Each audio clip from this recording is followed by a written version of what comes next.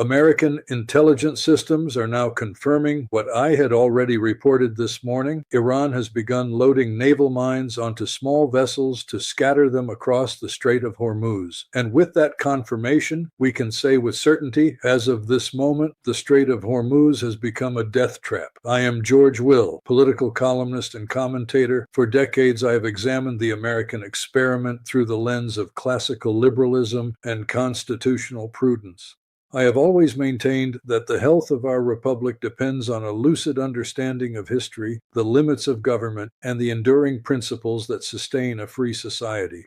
Today, I want to explain how we arrived at this dangerous juncture and what must be done to restore the sobriety and intellectual rigor that our public life so urgently requires. If you find this analysis useful, I invite you to subscribe to our YouTube channel, where we broadcast live Monday through Friday. Please like this video, share it with your friends and family, and tell us in the comments where you are watching from, your city, your state, your country. That civic conversation is, in itself, an act of democratic participation that I value deeply.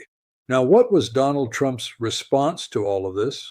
Rather than mediating with any semblance of statesmanship, he threatened military consequences at a level he himself describes as never before seen. Merely hearing that phrase compels me to consider the unthinkable. Are we talking about a nuclear response? At this point, I genuinely do not know what more to expect.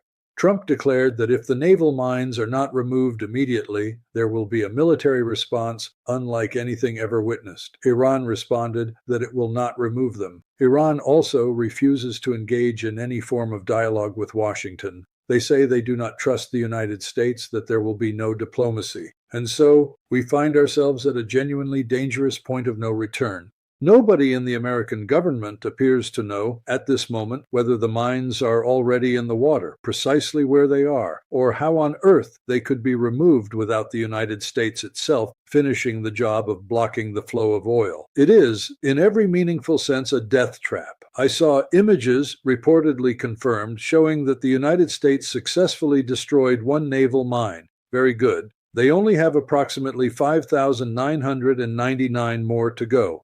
Reports from Tuesday, March 10th, citing American intelligence sources, indicated that Iran was using small speedboats, exactly as I had anticipated that morning, and in fact since the previous Sunday, when Iranian media had already announced it. This is where I must issue a warning to those who follow my work. One must be extremely careful about information sources in this conflict. The disinformation is staggering. It is remarkable how a story that appears in Turkish or Qatari media takes 2 or 3 days to reach Western outlets. In a crisis of this nature, information is not merely useful, it is vital. There are television networks discussing these events 4 days after they occurred. Each of those small boats can carry 2 or 3 mines. They function much like Iran's Shahed drones, only they operate on water. And from my perspective as a decades-long observer of American foreign policy, I must tell you that Iran possesses between 2,000 and 6,000 naval mines of Russian, Chinese, and Iranian manufacture. That is, in plain terms, more than enough material to close maritime traffic for a very long time if they choose to do so. With that in mind, anyone who believes that tomorrow there will be a truce, the day after oil flows will normalize and barrel prices will stabilize, is living in an illusion. That is not going to happen. Trump responded on social media with a message that, coming from him, was almost bizarre in its tone. He said that if there are mines, remove them, or there will be consequences. But he also said that if they are removed, it will be a great step in the right direction. It is rather like negotiating with a neighbor whose garden you have already invaded. It is worth remembering that the Strait of Hormuz is one of the most strategically significant points on the planet. Nearly 20% of the world's oil passes through it, approximately 15 million barrels per day under normal conditions. And right now, amid the din of bombings and reprisals, traffic has already dropped drastically. Based on the data I have been able to examine, only about 35% of the usual oil volume is still moving. The rest is paralyzed. But that figure requires further scrutiny. A portion of that 35% is Iranian oil still flowing toward China. It is not the oil that feeds Western economies. The only petroleum moving with any degree of security right now is that heading toward Iran. Russian oil does not face this problem because Russia is one of the world's largest producers and does not depend on the strait. China, for its part, is not seeing its energy supply disrupted. That, in my judgment, partly explains why China, along with Russia, has supplied Iran with precisely these mines to close the Strait of Hormuz. We are witnessing a checkmate in real time. The oil that truly matters for global markets, Saudi crude, Emirati crude, is now seeking alternative routes. And here we arrive at what I consider the most revealing dimension of this geopolitical moment. Saudi Arabia is diverting its crude through a pipeline that crosses the country and exits to the Red Sea. We are talking about approximately 2 million barrels per day already moving via that route. The United Arab Emirates are doing the same through the Fujairah pipeline with roughly 1.8 million barrels. Beyond that, some 500,000 barrels are moving covertly, with transponders switched off, their crews hoping for the best. I recently saw a statement from Trump in which he chided the shipping companies for lacking the nerve to cross the strait. I find myself wondering whether Mr. Trump would be willing to board one of those vessels himself to test his own proclaimed courage. He wants the shipping companies to take the risk while he takes none. That is hypocrisy in its most unadulterated form. Who, in sound mind, would want to risk crossing those waters today? They are already calling this new Iranian weapon the Persian Dragon. In my view, the name captures something real, a strategy that is succeeding in closing the Strait of Hormuz and winning, not necessarily in conventional military terms, but decisively in economic ones.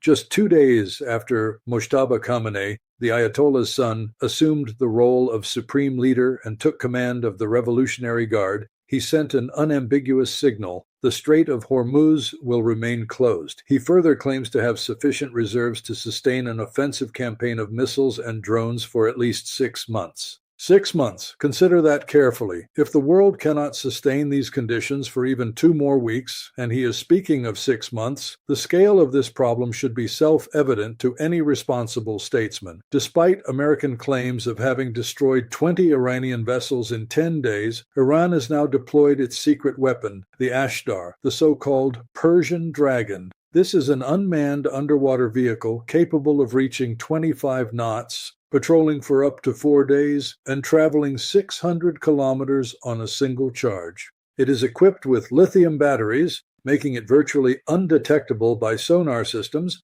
and it can be launched from Kilo-class or Ghadir-class submarines. It functions as a programmable mobile mine, roaming the waters autonomously. The Ashdar, from my perspective as a student of asymmetric conflicts, is a component of Iran's military architecture that neither the United States nor Israel fully anticipated. In actual combat over the past several hours, it has demonstrated a lethal capacity for asymmetric warfare. It is not a weapon of mass destruction, but the damage it inflicts is asymmetric and deadly. We are watching unmanned kamikaze boats attack oil tankers. At least 5 vessels have been struck in the vicinity of the strait. An American tanker was hit in the port of Bahrain. More than 1,000 drones were launched during the first week of the conflict, with an estimated production capacity of 10,000 units per month. That is the reality before us, and it grows increasingly difficult to speak of free and safe transit through the Strait of Hormuz in the near future. If Yemen's Houthis, who are Iranian allies though with their own distinct agenda, enter fully into this conflict in the Red Sea, the problem multiplies exponentially. For now, we have not seen them fully engaged on that front, but we are very close to that happening. Iran holds that card close. When Tehran decides to play it, the Houthis will be activated. And if that occurs, the Red Sea will be completely closed, which would constitute a genuine energy apocalypse. The Secretary of Energy of the United States posted a message on Tuesday stating that the American Navy had successfully escorted a tanker through the Strait of Hormuz. Oil markets reacted immediately. Prices fell. 5 minutes later, that message was deleted. Why? Because the press secretary had to clarify that no vessel had been escorted at all, that the secretary had gotten ahead of the facts. Think carefully about the message that sends to the markets. If you do not have destroyer and aircraft carrier escorts do not dare attempt the crossing. And the most revealing part is that the United States does not have the capacity to escort every vessel that wishes to pass. It does not have enough naval escorts for each ship in the queue. Imagine how long it would take to secure that maritime corridor reliably. And now, with the mines, the strait has become literally a minefield. Imagine a futures trader buying and selling based on that information. Millions of dollars changed hands because of a false post published by a member of Donald Trump's cabinet. If that does not reflect total chaos within the administration, and if it does not constitute clear evidence that no coherent plan exists, then I do not know what would. I have observed many administrations in Washington over the course of my career, and few have exhibited such an alarming level of disorder during a moment of international crisis of this magnitude. We have also heard proposals from certain media quarters that the United States should seize an Iranian island in the Gulf to control the oil, drawing comparisons to Venezuela and suggesting that if things go well, Iranian oil would soon follow. One would like to believe that is a joke. But in this context, with a president like Trump, none of this is amusing. I stopped long ago saying that Trump has his own way of communicating. He does not. He is not playing games. For him, these are genuine options. Whether they work is another matter entirely, and it has become clear that this particular gamble did not work in Iran. He thought it would be like Venezuela. With Trump, anything is possible. And that, I must say, plainly is terrifying because human lives are at stake. Iranian, American, Israeli, Qatari. A Democratic senator published a pointed message noting that the Trump administration has no plan for safely reopening the Strait of Hormuz. And he is correct. They do not have one. From the moment the attacks began, anyone with a map and a basic knowledge of geopolitics could see that the first thing Iran would do when this conflict erupted would be to close the Strait of Hormuz. How is it possible that Washington did not see this coming? My conclusion, after decades of analyzing American foreign policy, is that they did see it coming. They had a plan, and that plan failed from the very first day. The Trump administration appears to have operated as though the Iranians would simply stand there with their arms folded, weeping over their losses and saying, "I surrender, take my oil, take whatever you want." That did not happen. It could not happen. The history of the Islamic Republic does not permit that reading. Sources close to the White House have acknowledged that the $10 per barrel increase in oil prices caught them off guard. They had assumed the price would not break the $100 ceiling. We are already at $120. There are projections suggesting we could close the week at $140. Politically, some calculate that the West could endure 3 or 4 weeks of these extraordinary prices before serious cracks appear. But we are already entering the second week. That means roughly 2 weeks remain before the Western economy begins to show genuine fractures. I have explained in previous analyses why that collapse is a real possibility. The reason is structural. America's new strategic bet is on artificial intelligence and the major technology companies, which are financed in part by sovereign wealth funds from Qatar and the broader Middle East, funds that exist because of crude oil revenues. Without crude oil sales, those capital flows are interrupted. It is a chain of dependencies that very few in Washington appear to be examining with the seriousness it deserves. And so we arrive at the fundamental question. What is the Trump administration actually gambling on? It is wagering on how long Iran can endure, whether sustained bombardment can break Tehran before the global economy begins to crack, on who breaks first. But something will break here, inevitably. That is the true contest. It is not merely about who has more bombs or who can absorb more pain or more death. This is, at its core, an economic war unleashed by a military attack.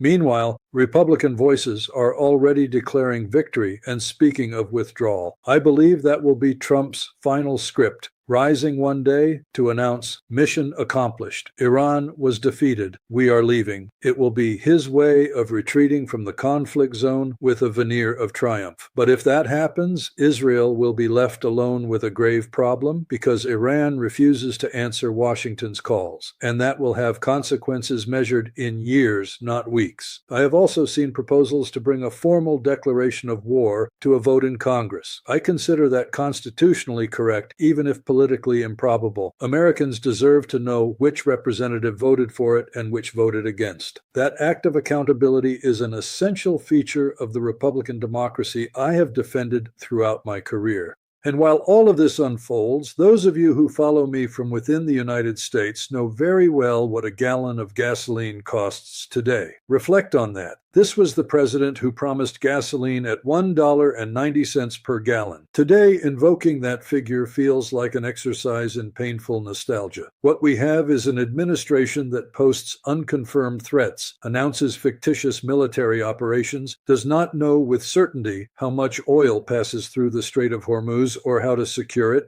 and is now desperately searching for an exit before fuel prices implode at the ballot box in November, because November is coming, and all of this will be charged to Trump's account. This is what happens when constitutional prudence is abandoned, when foreign policy is conducted like a reality television program, when the principles of classical liberalism, deliberation, the separation of powers, institutional humility, are sacrificed on the altar of bluster. I have watched presidents face crises. I have seen how the greatness of this republic has always depended on the capacity of its leaders to act with intellectual rigor and moral sobriety. What we are witnessing today is the absence of both. Let me be more precise about what I mean by constitutional prudence, because I believe the confusion surrounding that concept is at the heart of this disaster. The Constitution is not merely a document that distributes powers among branches of government. It is a political philosophy embodied in legal text. It is the recognition that no single man, no president, no party holds a monopoly on wisdom. That is why Congress exists. That is why the Senate exists. That is why the War Powers Clause exists. When an executive acts as though he can, by decree and tweet, commit the nation to a conflict with unpredictable consequences, he is violating not only the letter but the spirit of that tradition. I have written about this for decades. I wrote it when presidents of both parties extended executive power beyond its reasonable limits, and I say it now with equal conviction. Concentrating decisions of war and peace in a single individual without genuine deliberation, without real consultation with Congress, without a strategy articulated to the American people, is a form of institutional corruption that weakens the republic from within, regardless of whether the conflict ultimately ends well or badly. In the case of Hormuz, the problem is not merely strategic, it is moral. Citizens of multiple nations are paying with their lives and their livelihoods for decisions made without the weight of historical responsibility. The sailors crossing those mined waters, the workers watching fuel prices consume their wages, the small business owners dependent on supply chains that are now broken. They are the human cost of improvised foreign policy. And that cost, sooner or later, is presented at the ballot box, but it is also presented before history, and history is not as forgiving as an electoral cycle. Thank you for following this analysis. If you have found it valuable, please subscribe to our YouTube channel and follow us on Facebook, where we broadcast live Monday through Friday. Like this video, share it with your friends, and please tell us in the comments what city, state, or country you are watching from. That conversation is what gives all of this its meaning. I will see you in the next broadcast.